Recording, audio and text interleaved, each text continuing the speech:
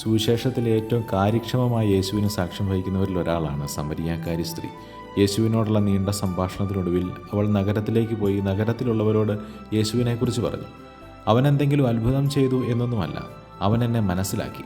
ഞാൻ ചെയ്തതൊക്കെ എന്നോട് അവൻ പറഞ്ഞു.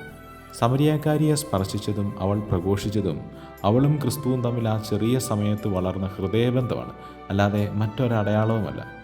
അവൾ പറഞ്ഞത് കേട്ട് സമരിയാക്കാർ യേശുവിനടുത്ത് വന്നു. അവൻ അവരോടൊപ്പം അല്പനാൾ തങ്ങി. ശേഷം അവർ സമരിയാക്കാരിയോട് പറയുന്ന വാക്യവും രസകരമാണ്. ഇനിമേൽ നിന്റെ വാക്കുമൂലമല്ല ഞങ്ങൾ വിശ്വസിക്കുന്നത്, ഞങ്ങളും അവനെ നേരിട്ട് അനുഭവിച്ചു.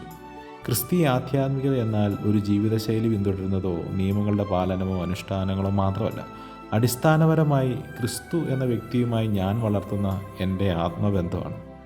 ആരൊക്കെയോ കൈപിടിച്ച് നമ്മെ അവൻ്റെ മുമ്പിൽ എത്തിക്കുന്നുണ്ട്. മാമോദീസായിൽ എനിക്കായി വിശ്വാസം ഏറ്റുപറഞ്ഞ തലതൊട്ടപ്പനും തലതൊട്ടമ്മയും പോലെ ചില പകരക്കാർ, വിശ്വാസം പഠിപ്പിച്ചു തന്ന ചില ഗുരുക്കന്മാർ.